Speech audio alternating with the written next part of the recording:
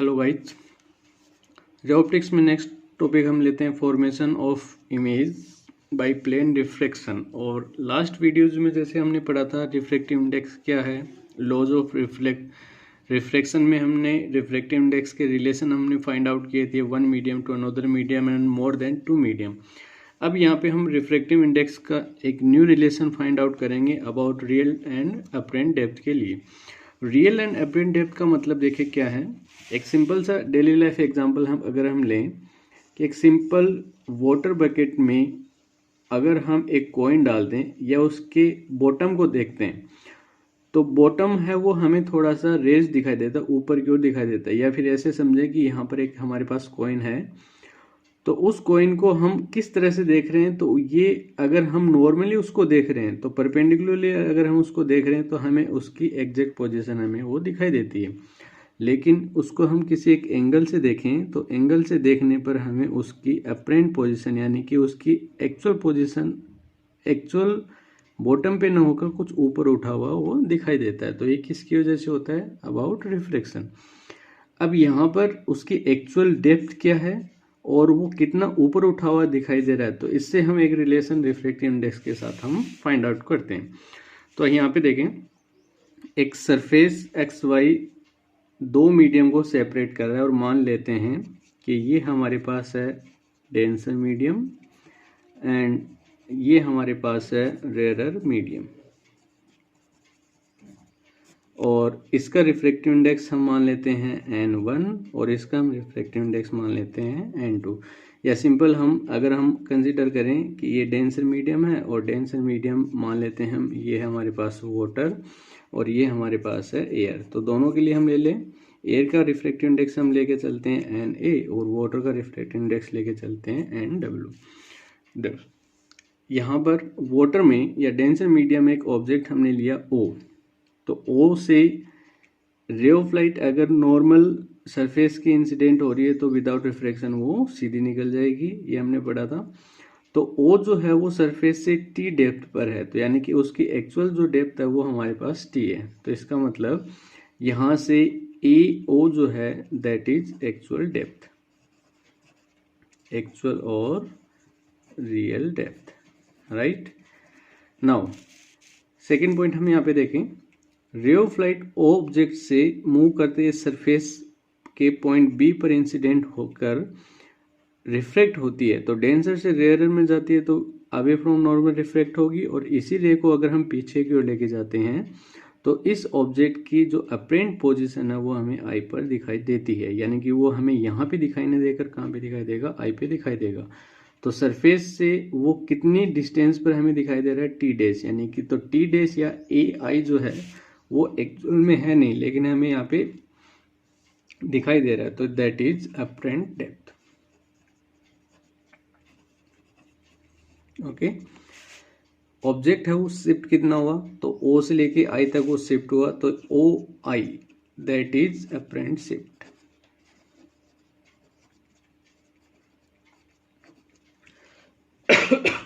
Okay, देखिए relation find out करते हैं स्नेल लॉ से। सिंपल हम स्नेल लॉ यूज लेंगे, तो यहाँ पे देखें फ्रॉम स्नेल्स लॉ,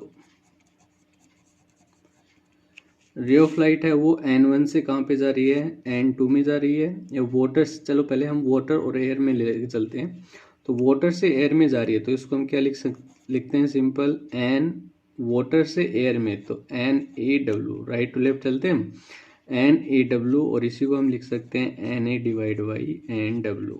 ओके, और ये sine of angle of incidence divide by sine of angle of refraction, ये हमारे पास आ गया। अब यहाँ पे हम कंडीशन अप्लाई करें तो देखें, यहाँ से इंसिडेंट रे नॉर्मल के साथ जो एंगल बना रही है इंसिडेंट एंगल, और ये रिफ्लेक्टेड रे नॉर्मल के साथ जो एंगल बना रही है एंगल ऑफ रिफ्रैक्शन। यहाँ पर हमारे पास एंगल आई और एंगल आर स्मॉल एंगल है, तो यहाँ पे हम कंडीशन अप्लाई कर देंगे, angle i and r small angles,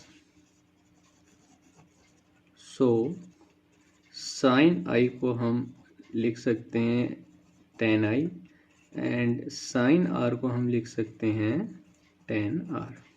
clear?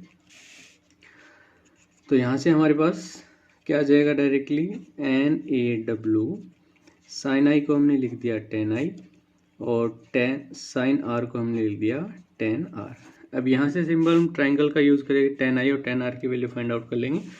तो यहाँ पे देखें, ये angle of incidence alternate angle बन रहा है, तो ये एंगल आई हो जाएगा। तो ट्राइंगल AOB में, फ्रॉम ट्राइंगल AOB, तो 10I की वैल्यू क्या आ जाएगी, base upon perpendicular upon base. तो परपेंडिकुलर कितना अपने पास AB और बेस की वैल्यू कितनी है AO, ये आ गया हमारे पास 10I। और इसी तरह यहाँ से हम इस ट्राइंगल AIB से 10R निकाल सकते हैं। तो फ्रॉम ट्राइंगल AIB से क्या आ जाएगा अपने पास 10R, और 10R की वैल्यू क्या आ जाएगी AB अपॉन AI, तो ये हमें मिल जाएगा AB अपॉन AI, राइट। तो सिंपली हमारे पास 10I और 10R की वैल्यू आ गई, ये वैल्यू पुट कर दें तो हमें क्या मिल जाएगा, सो NaW 10I की वैल्यू हम पुट करते हैं AB अपॉन AO, और इसकी वैल्यू पुट करते हैं तो ये हमारे पास AI अपॉन AB, तो ये कट हो जाएगा। तो हमें क्या मिल जाएगा, NaW is equal to AI upon AO। तो AI हमारे पास क्या है, अप्रेंट डेप्थ, और AO जो है वो हमारे पास क्या है, रियल डेप्थ। तो हमें रिलेशन मिलता है NaW is equal to apparent depth divide by real depth. तो ये हमारे पास रिफ्रैक्टिव इंडेक्स है एयर का वाटर के रेस्पेक्ट में। अब उसका जस्ट अपोजिट करें तो वाटर के रेस्पेक्ट में अगर हम निकाल रहे हैं, क्योंकि रे ऑफ लाइट है वो वाटर से एयर में जा रही है, तो उल्टा कर दें इसको, तो इसको हम NaW लिख सकते हैं, प्रिंसिपल ऑफ रिवर्सिबिलिटी हमने पढ़ा था। तो NWA या NW डिवाइड बाई NA, तो हमें क्या मिल जाएगा, real depth divide by apparent depth, right.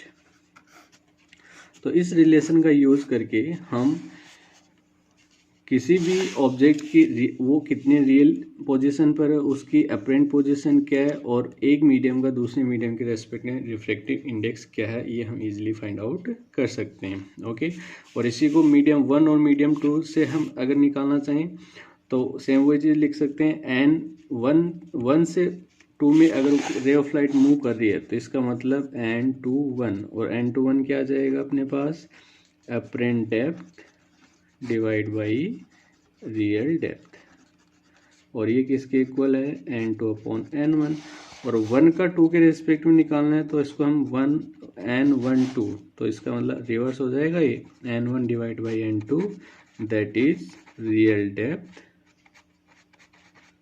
Divide by apparent depth. Okay, तो सिंपली कहने का मतलब जिस मीडियम से रे ऑफ लाइट मूव कर रही है और जिस मीडियम में मूव कर रही है, यहाँ से दोनों में रियल डेप्थ और अप्रेंट डेप्थ को हम कैलकुलेट करके या रिफ्रैक्टिव इंडेक्स का यूज़ करके दोनों की वैल्यू फाइंड आउट कर सकते हैं। ओके।